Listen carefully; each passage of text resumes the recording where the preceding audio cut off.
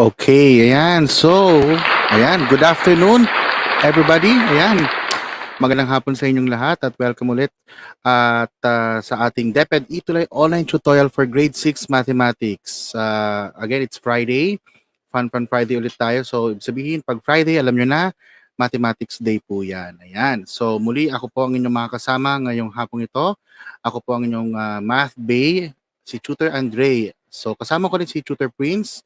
And again, nasa likod ng camera, ika nga, si Tutor Prince. No? Pero kahit papano ay kasama pa rin natin siya ngayon.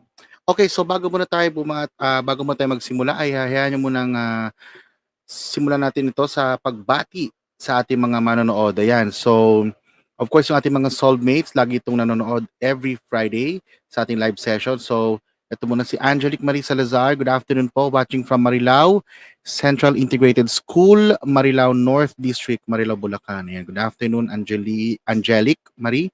Si Eliza Jane Atrihino. Good afternoon po, Eliza Jane Atrihino, grade 6 pupil, watching from Malasin Elementary School, SDO City of Ilagan, Isabela, Region 2. Advisor si Ma'am Joanne M. Darbin. Ayan, good afternoon to you, anak. And also, good afternoon si Kimberly King. Good afternoon po, watching from Marilao Central Integrated School, Marilao North District, Marilao, Bulacan. Advisor si Ma'am Ranzel Nasukag. Ayan. So, sino-sino pa ba? Ayan, marami tayong mga manonood. Si Princess Yana Taglokop. Good afternoon, watching from Marilao Central Integrated School, Marilao North District, Marilao, Bulacan. Ayun. So, ayan. Si Trisha Lorraine Paguyo, happy learning everyone. Kanyang advisor si Ma'am Sani B. Rarama, principal si Sir Rodelio D. Ganyo, at nag-aaral siya sa San Pedro Villa Concepcion Elementary School, ayan, sa Rojas East District, SDO Isabela. Ayan, good afternoon to you. Ayan, kay Trisha Lorraine Paguyo. And of course, huli na lang siguro to. Ayan, kay Roxy Lynn Adirolf. Ayan, good afternoon po. Grade 6 Sampaguita, watching from SDO Batangas, Taysan District, Tilambo Elementary School. Wow, all the way from Batangas. Good afternoon to you, anak. Ayan, and sa lahat ulit ng mga manonood natin, sa ating mga grade 6 students, and pati na rin sa ating teachers, and sa lahat sa inyo, magandang hapon sa inyong lahat. Okay, so again, muli nyo kaming abangan every Friday, ayan, for Mathematics 6, 1 o'clock to 1:40 p.m. Via our Facebook and YouTube pages. Ayan, DepEd EdTech Unit, DepEd Tayo, DepEd Philippines, DepEd EdTech at DepEd TV. Maraming salamat po sa inyong lahat. Okay, so bago mo natin simulan ng lesson, ay hayaan nyo munang i-acknowledge natin ang ating mga soulmates sa pagsagot ng assignment nung last week, no? So ito sasama ko lang dahil ito ay nakalimutan nating banggitin nung last meeting. So ang nadagdag sa duty of the week nung quarter 3 week 2 ay walang iba kundi si Zyrene Milka C. Ascendente. Ayan, ang ating soulmate noong quarter 3 week 2. And for our quarter 3 week 3 duties of the week, ito yung nagsagot ng mga assignment na pinagawa namin ni Tutor Prince last week. And tama ang kanilang mga sagot. Marami-rami ito So hopefully ay mabanggit natin silang lahat. Sino-sino nga ba yan? Sila ay sina Ian Gale R. Dilay. Ayan. Si John Vincent A. Gadi.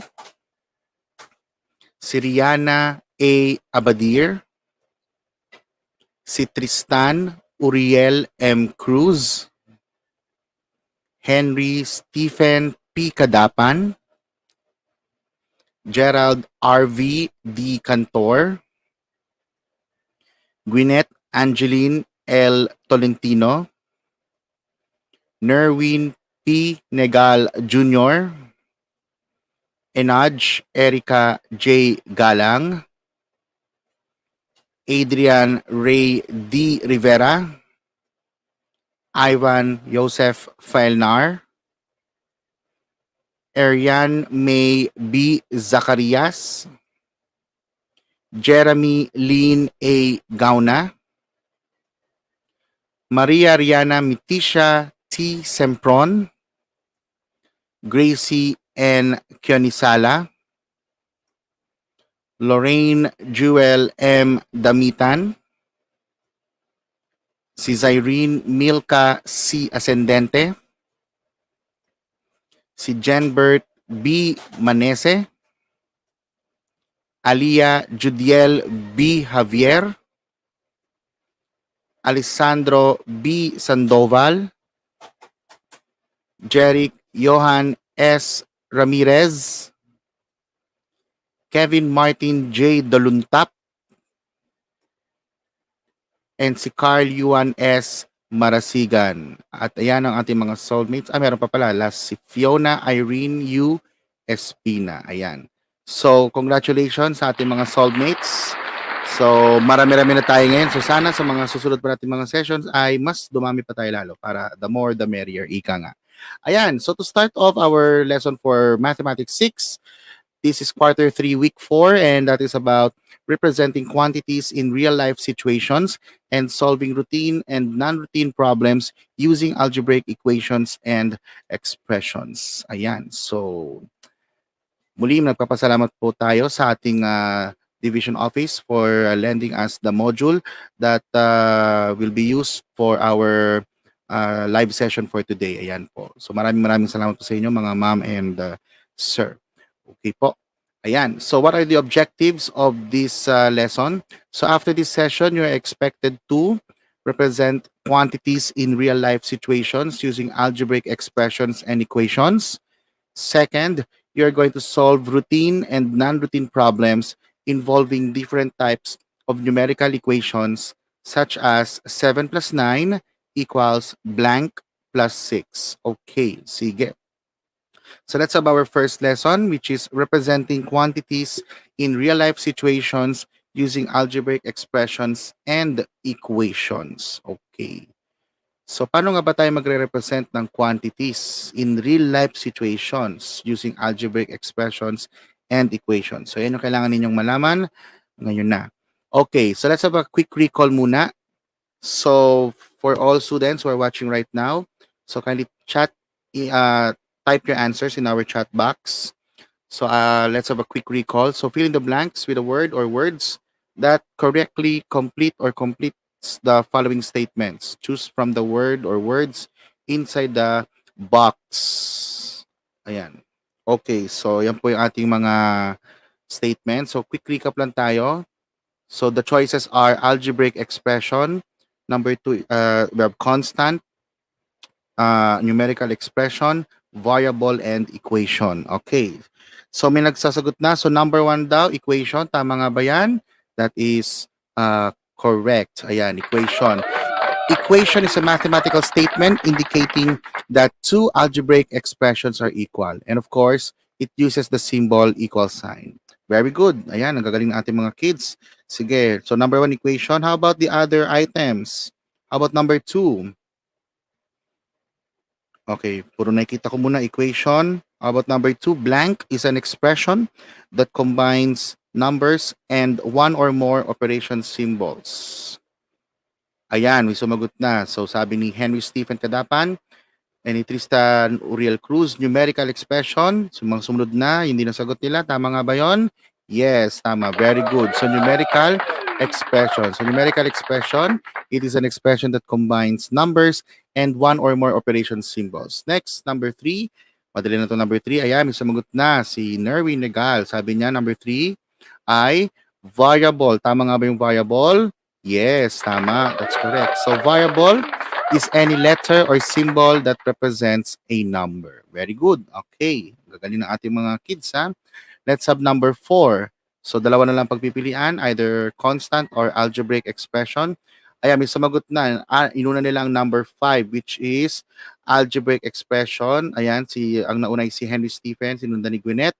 Then for number 4, si Roxylene Adirolf. Ang sabi niya, number 4 is constant. Tama nga ba yun? And the correct answer for number 4 is constant. Ayan.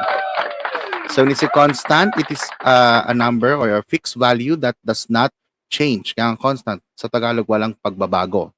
o hindi mababago, no? And for number 5, dahil yun na rin natitirang option, so we have algebraic expression. So algebraic expression is a mathematical phrase that uses variables, numerals, and operation symbols. So ang gagaling ng ating mga grade 6 students, at least naalala pa nila ang mga terms involving algebraic expressions and algebraic equations. Okay, so let's have our problem below. Ayan. So kindly read and understand. Ayan. So as you can see, you have the problem there. So let's now try to represent the given problem with the quantities involving algebraic expressions and equations. So the problem is Glenn is a newly hired messenger in a multinational company in Makati. As trainee, he needs to wear a polo shirt every day. He was given a clothing allowance of 6,000 pesos. Wow. Sana all may ganyang clothing allowance. Lahat naman po. Ayan. How many polo shirts can he buy with this amount? Okay, so let's see. Paano nga ba natin isa-solve yung ganyang problem? Ayan. So, by the way, aside from that, ito pa yung susunod na given natin. So, let's have here the table. So, as you can see, we have a table there. So, study the table of prices for typical brands of polo shirts. So, as you can see, we have 5 brands, namely brand A, brand B, brand C, brand D, and brand E. And for each brand, we have the price per polo shirt. So for brand A, we have 500 pesos. For brand B, we have 400 pesos. For brand C, we have 250 pesos. Brand D is 300 pesos. And brand E is 600 pesos. So let us find out, dear students, so magkano nga ba ang or ilan nga bang shirts ang mabibili for each brand. So we are going to apply, of course, the concept of division. So in our case, to represent the numerical expression for brand A, we have 6,000 divided by 500. Okay, so 6,000 divided by 500. And of course, the number of shirts, if you divide 6,000 by 500, so that is equivalent to 12. Okay, very good. So may mga sumasagot na. So brand A, 12 polo shirts. Of course, for brand B, we have 400 pesos. So brand B, that is 6,000 divided by 400. So 6,000 divided by 400 is, ayan, may sumagot. Very good, si Nerwin. 15 polo shirts. So tama. Okay, next, for brand C is 250 pesos. So that means that is 6,000 divided by 250. And that results to, ayan, so naghahanap ako ng mga sumasagot. Ayan, very good si Tristan. Sabi niya 24. The correct answer is 24. Ayan, very good. Ang gagaling ng ating mga grade 6 students, no? So same thing with letter or brand D rather. So for brand D, we have 6,000 divided by 300. That results to, or that is equivalent to 20. So we have 20 shirts for brand D. And for brand E, we have 600 pesos. So that is 6,000 divided by 600. And of course, if you divide that, so the answer to that is, ayan, may sumagot na ba ng brand E? Ayun, si Phil Sebastian Sardido, ang sagot niya ay 10 polo shirts. Okay, very good. So therefore, we have the following table there showing the brand or the brands of the shirt, and then the price per polo shirt, then the numerical expression, and the number of shirts. Now, the question is, ayan, so the answer to the question depends on the brand of clothes Glenn will buy, okay? So the third column gives the numerical expression for each brand for the number of shirts that he can buy with the money he has. So from that, magpo-form na tayo ng equation. And how do we do that? So again, our constant is 6,000 pesos. So kahit kailan, di naman nagbago yung ating clothing allowance, no? So si Glenn ay may 6,000 pesos. So if you do not know the price of a polo shirt, then we can use variables to stand for a price. So how do we do that, my dear students? So we can write an algebraic expression and equation for the number of shirts. So sisimulan muna natin. Ayan. So to represent the price of each brand of shirt, we make use of variables and write an algebraic expression to represent the number of shirts that Glenn can buy for 6,000 pesos. So gagamit tayo ngayon ng variables para makapagsulat tayo ng algebraic expression. So to do that, ayan. So as you can see, we have let P or let the variables P, Q, R, S, T, S, and T be the number of each brand. So for variable P, we have the number of brand A shirts. For Q, we have the number of brand B shirts. For R, we have the number of brand C shirts. For S, we have the number of brand D shirts. And for T, we have the number of brand E shirts. So when we represent each variable or by each brand using algebraic expressions, so for the first brand, brand A, we have 6,000 pesos divided by P. Similarly, for brand B, we have 6,000 pesos divided by Q. For brand C, we have 6,000 pesos divided by R. For brand D, we have 6,000 pesos divided by S. And for brand E, we have 6,000 pesos divided by T. Okay, so from that, the equation, so we have already the algebraic expressions as shown on your screens right now, no? So this time, let's get the equation. So the equation to get the exact amount of polo shirts per brand are listed in the third column. So mamaya-maya papakita natin yan. So the variable in each algebraic expressions, algebraic equation rather, represents the number of shirts per brand. Yun na nga yung sinasabi ko kanina, no? Ayan, yung P, Q, R, S, and T. Okay. So for the first one, again, we have 6,000 pesos divided by 500 pesos equals P. Ayan. So we need to determine the number of shirts. So we have, of course, just like what we did earlier. So 6,000 divided by 500 is equivalent to 12. So P equals 12. Then similarly, we have for brand B, 6,000 pesos divided by 400 pesos. That's equivalent to Q. So therefore, Q equals 15. Then for brand C, we have 6,000 pesos divided by 250 pesos. That's equivalent to R. And therefore, from that, R is 24. For brand D, we have 6,000 pesos divided by 300 pesos. So that's equivalent to S. And from that, we have S equals 20. And lastly, for brand E, we have 6,000 pesos divided by 600 pesos. So that is T equals 10. So therefore, we have already represented the given brands using algebraic expressions and algebraic equations. So yan po yung mga nakuha nating mga sagot. Okay, so hopefully ay naintindihan niyo kung paano magsulat ng algebraic equations and algebraic expressions. Kasi gagamitin natin yan sa pagsosolve ng word problems later on. Okay? Sige, tingnan pa natin.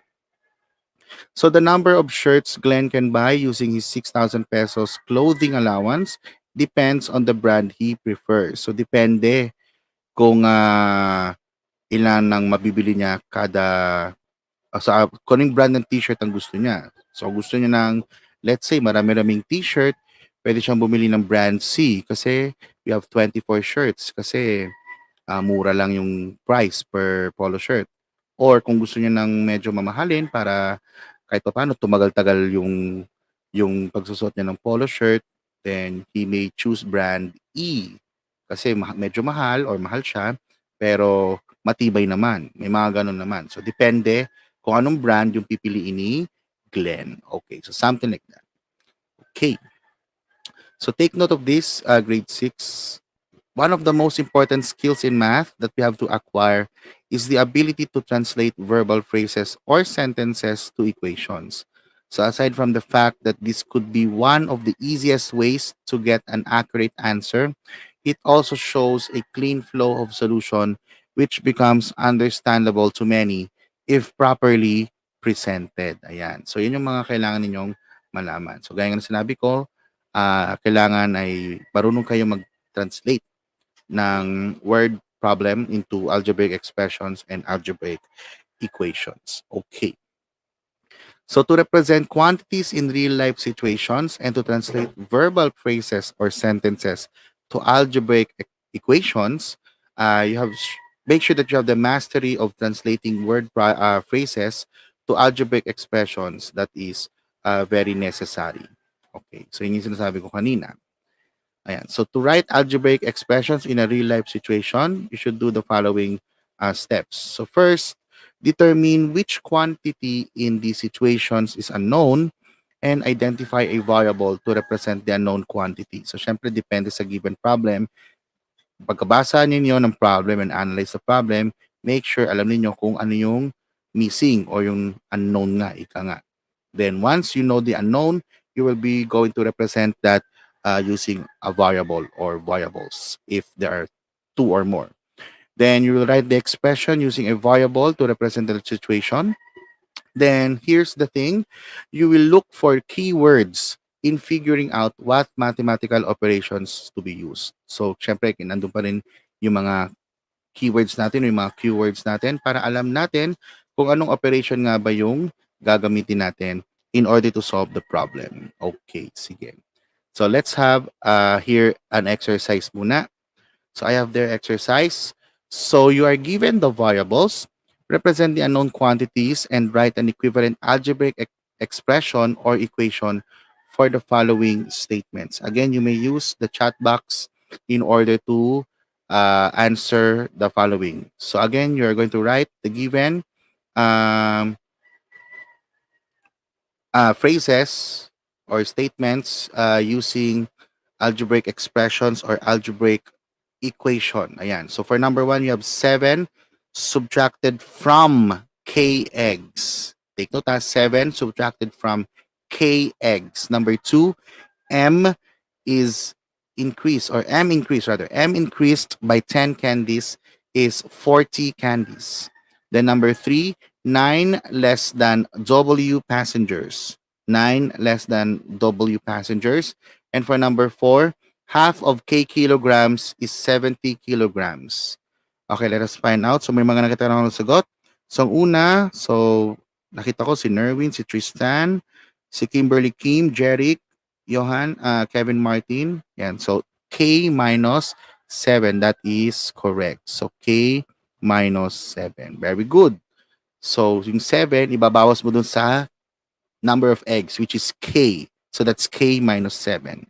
Okay, very good. So let's have number 2.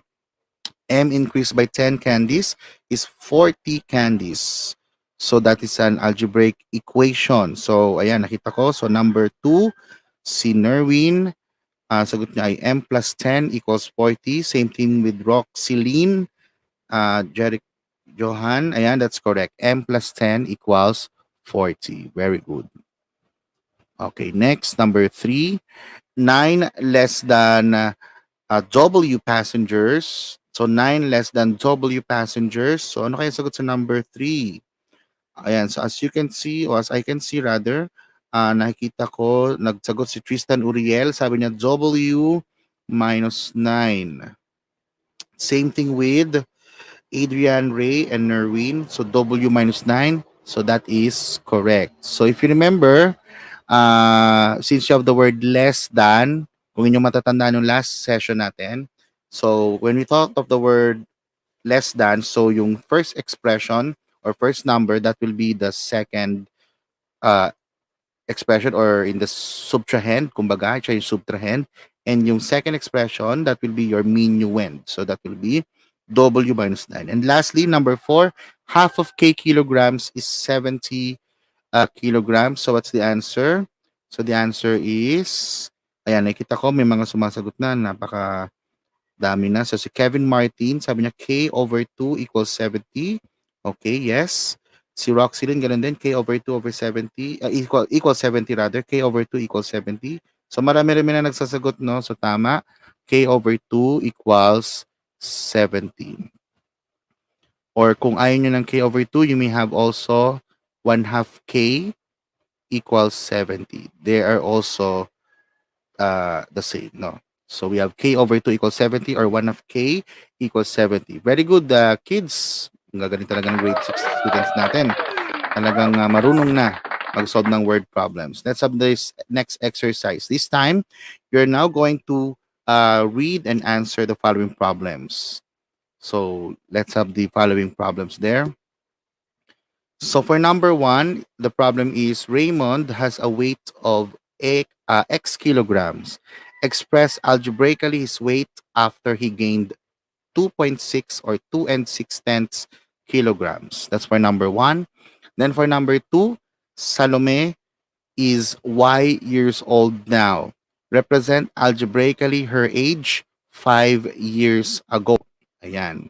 So take note of the following problems. Ha? Then for number three, we have if thrice a number is increased by 11, the result is 112. Translate this to an algebraic equation. Ayan, so pagka-flash pa sa screen, may mga nagsasagot na, no? So number one, so si Nerwin, Ivan, Host Joseph, JV Gadi, Roxylene, Arian, Ivan Joseph, Kevin Martin. Sagot nila sa number one ay x plus 2.6. That is correct. Very good. So for number one, we have x plus 2.6. Then for number two, may mga sumagot na sa number two. Bilis din si Roxylene Adirov, si Arian May, JV Gadi, Adrian, JV, Ian Gale. Ayan. So number two is y minus 5. Wow. Tama naman ang sagot natin kasi we are referring to her age 5 years ago. So past pa, no? Nung nakaraang 5 years pa. So that is y minus 5. So syempre, susubtract mo yung age mo sa 5 years. So that's y minus 5. And lastly, for number 3, nakita ko may mga sumasagot na. Okay, you may have any variable there since wala naman nakalagay na variable. So you may use any letter for this. So tama ang sagot ng karamihan na nakikita ko. Very good. So that is 3n plus 11 equals 112. So therefore, these are the answers for each problem. So very good. Ang gagaling ng ating mga kids. Ayan. So dahil marunong na kayo mag-translate ng given problem into algebraic expression and algebraic equations, I think we're now ready to do the next. And what's the next lesson? For number 2, ayan, magsusolve na tayo ngayon ng word problems. So we're now going to solve routine and non-routine problems involving different types of numerical expressions and equations such as 7 plus 9 equals blank plus 6. So, paano nga ba tayo magsusolve niyan? Yan ang kailangan natin malaman now na. Okay. So, look at the following problems. So, habang naka-flash sa screen, so kailangan yung basahin at intindihin yung given problem and verbal sentences below. Ayan. So, I'll be reading the problem. So, for number 1, a number increased by 5 is 12. What is the number? Number 1 yun, a number increased by 5 is 12. What is the number? Number 2, the sum of two numbers is 8. If the first number is 3, what is the second number? That's for number 2. The sum of two numbers is 8. If the first number is 3, what is the second number? And for number 3, Shirley is 2 years older than Eda. The sum of their ages is 20. Find their present ages. Again, Shirley is 2 years older than Eda. The sum of their ages is 20. Find their present ages. Okay, so looking at the given problems, so make sure na nabasa nyo na at naintindihan nyo ng problem. So if we let X be the unknown number, how can these sentences be translated into mathematical equations? Then what will be the value of X? So that's what we are going to find out for our lesson for today. So we will be using the 4-step plan to solve the given word problems. So isa-isayin natin. So simulan muna natin sa number 1. So let's solve the first problem. So a number increased by 5 is 12. What is the number? So for step 1, we need to understand. So identify what is asked in the problem. So as you can see, it's already in the problem. So we are going to find the missing number. So from that, after we identify what is asked, the next is we identify what is or are the given information. So ano nga ba ang kinakailangan natin para masolve yung ating problem? So as you can see, we are given the numbers 5 and 12. Ayan. So we are given 5, and 12. So those are the given facts. Okay, so after we understand the problem, we go to step 2, which is planning. So we represent the data. So just like what I said a while ago, so we are now going to assign a variable to be able to answer the problem. So we will be doing the representation and how we're going to represent the given data. So that is, we let X be the missing number. Ayan. So, syempre, we do not know what number is missing based on the problem. So we have to assign or to represent a variable. So that is, we let X. Then after that, you will be writing the equation. So since in the given problem, we have there a number increased by 5 is 12. So we will be writing the equation based on the given problem or the given sentence. So we start with, ayan, so as you can see, I have underlined the words there. So we have first a number. So again, to represent a number, of course, we have X, then you have increased by, you have the plus sign, and you have 5 there. And then the word is means equals, meaning that's the result. And then you have 12. So therefore, based on the given problem, to represent that as an equation, so that is x plus 5 equals 12. So very good. Kukuha nung iba. Nakikita ko na chat box, no? So you have x plus 5 equals 12. Then after that, step 3 is to solve the equation. So dito na tayo magsasolve ng value of x. So to do that, of course, we start with x plus 5 equals 12. So to be able to solve the equation, so we need to have x on one side of the equation. So how do we have x in the, particularly in the left side of the equation? So to do that, we will be subtracting 5 from both sides of the equation. So para nga naman matanggal yung 5 dun sa left side ng equation. So from that, we subtract 5 from both sides of the equation. So we now have x plus 5 minus 5 equals 12 minus 5.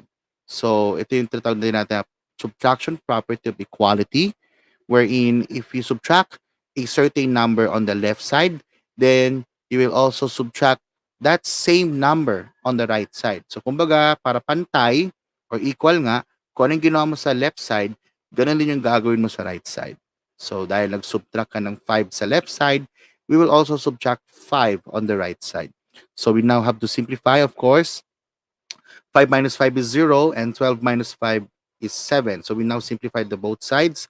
And after that, of course, we can still simplify x plus 0. So x plus 0 is x. So therefore, we now have x equals 7. So from that, we have the final answer. So that is the number that we are looking for. So then after that, once you already know the answer, of course, the last step is to check. You will check the solution, whether it's correct. Of course, to check for the solution, you will just substitute or replace 7 for x in the given equation. So we have x plus 5 equals 12. Then from that, 7 plus 5 equals 12. And obviously, 7 plus 5 is equal to 12. So definitely, our answer is correct. So the missing number or the number that we're looking for is 7. Okay, so hopefully you'll get the correct answer. So nakikita ko naman sa chat box, nakuha naman nila ang tamang sagot. Very good. Okay, so let's go. Of course, ayan, bago tayo magano, so decide if the answer is reasonable. So obviously, it's reasonable naman, no? Okay, so let's now proceed to the second problem. So here, the second problem is the sum of two numbers is 8. If the first number is 3, what is the second number? So again, just like what we did earlier, so we follow the 4-step rule. First, we understand, identify what is or are asked in the problem. So as you can see, we are looking for the second number. So malinaw na malinaw naman, no, na nakalagay sa problem. Then, once you know what is asked in the problem, second, identify what are the given facts. So based on the problem, as you can see, we have there 8 is the sum of the two numbers. So in the sum, ayan, nakalagay naman sa problem. And 3 is the first number. So that is why we are looking for the second number. So nakikita ko may mga sumasagot na, no? Ang gagaling talaga ng ating mga grade 6 students. So from that, we finish step 1, we go to step 2, we have plan. We will be representing the data. So again, since we are going to find the second number, so we will be having the representation by using a variable, and that will be let x be the second number. So x is unknown, sabi nga, no?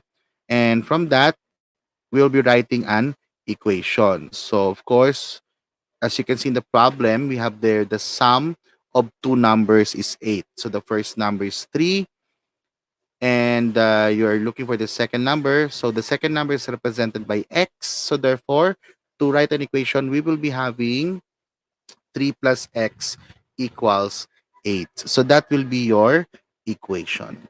So from that, after you go, or after you write the equation, you have to solve the equation. That's step number 3. So to solve the equation, you will do this. Ayan. So you have 3 plus x equals 8. And just like what we did earlier, of course, since you have there 3 and we need to find the value of x, so to eliminate or to remove 3 in the left side of the equation, so you're going to subtract or decrease both sides of the equation by 3. Ayan. So as you can see, we have subtracted 3 on both sides of the equation. So you have 3 minus 3 plus x equals 8 minus 3. So from that, we will be simplifying both sides. So we have 3 minus 3 is 0. And then 8 minus 3 is 5. So therefore, we now have 0 plus x equals 5.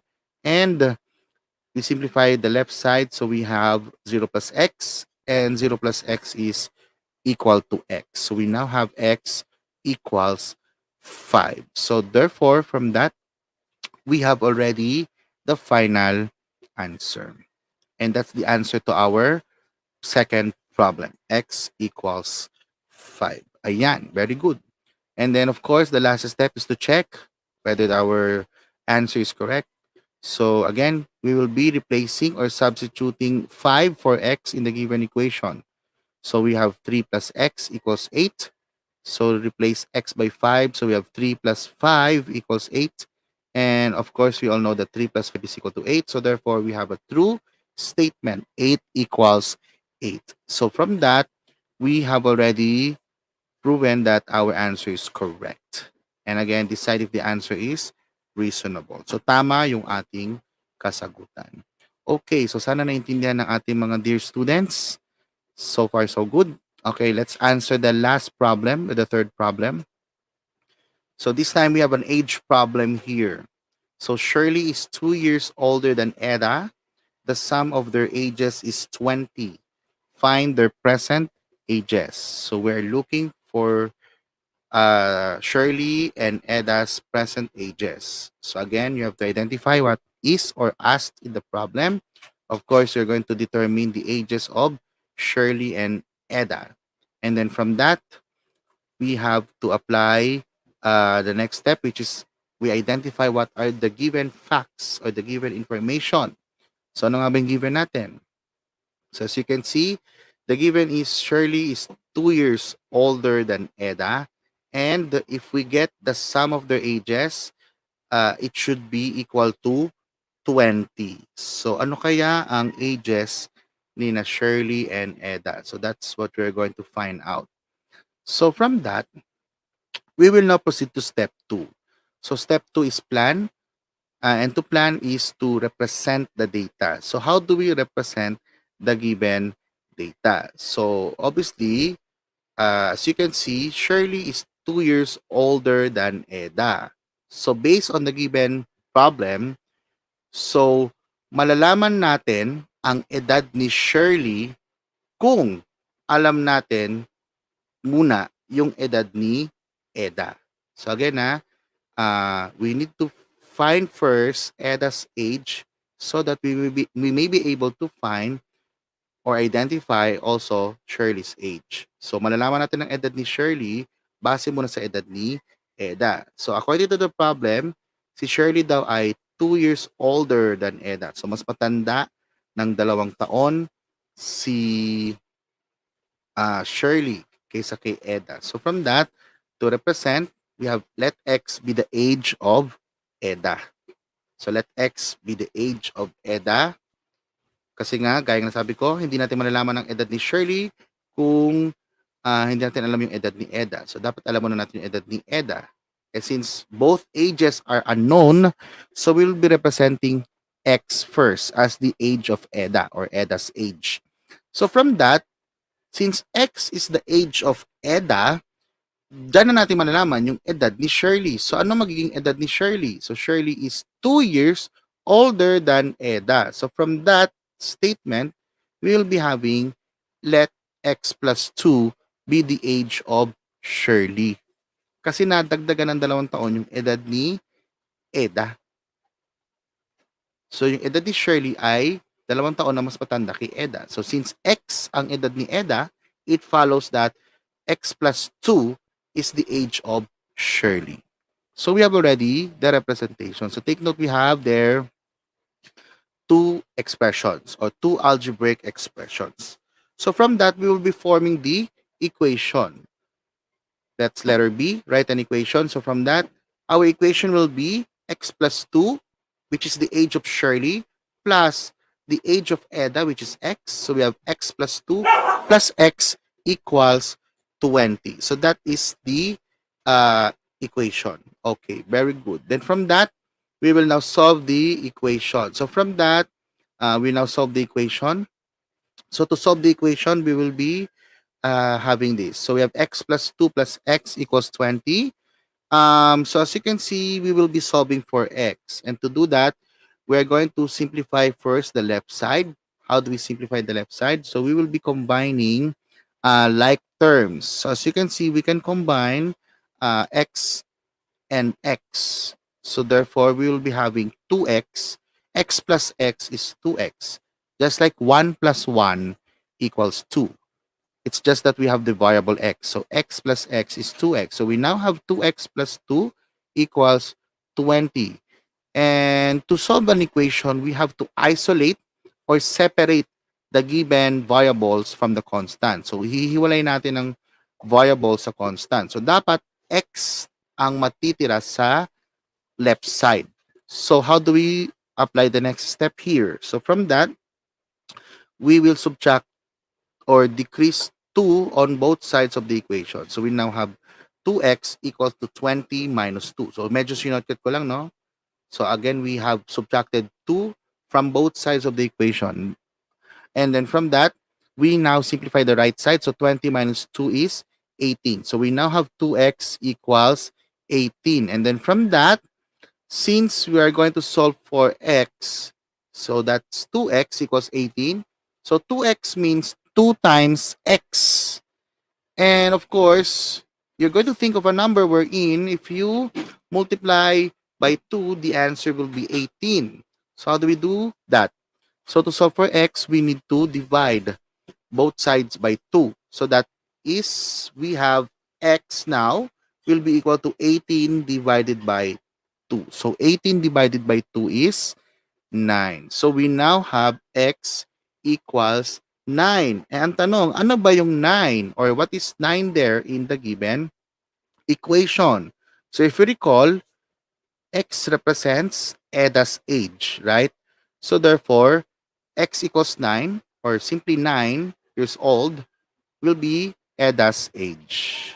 So we will now determine the age of Shirley. So tapos na tayo kay Eda. So punta tayo sa age ni Shirley. So paano natin kukunin yung age ni Shirley? So since x equals 9 or 9 years old is the age of Eda, so to find Shirley's age, we have x plus 2, di ba? So x plus 2, so that is, papalitan mo yung x ng 9. So that will become 9 plus 2. So 9 plus 2 is equal to 11. So therefore, we now have 11, or x plus 2 equals 11, or simply 11 years old. So that will be the age of Shirley. So therefore, the correct answer to our problem is Eda is 9 years old and Shirley is 11 years old. Okay. So after that, we now have the last step, which is we check the solution. So to check the solution, we will have the following. So again, yung age ni Shirley is equal to age of Eda plus 2. So check natin kung tama. So age of Shirley is 11 and then age of Eda is 9. So we now have 11 equals 9 plus 2. As we all know, 9 plus 2 is equal to 11. So therefore, we have 11 equals 11, which is a true statement. Tama. And of course, we have age of Shirley plus age of Eda is equal to 20. So that's our another checking. So we have to add their ages. So 11 plus 9. So 11 yung edad ni Shirley. 9 yung edad ni Eda. So that's 11 years old plus 9 years old. The correct answer is 20. So we have 20 equals 20. We have again a true statement. And again, decide if the answer is reasonable. So that's how to solve routine and non-routine problems involving different types of numerical expressions and equations. Okay, so I think medyo overtime na ako sa ating lesson. So because we don't have time already,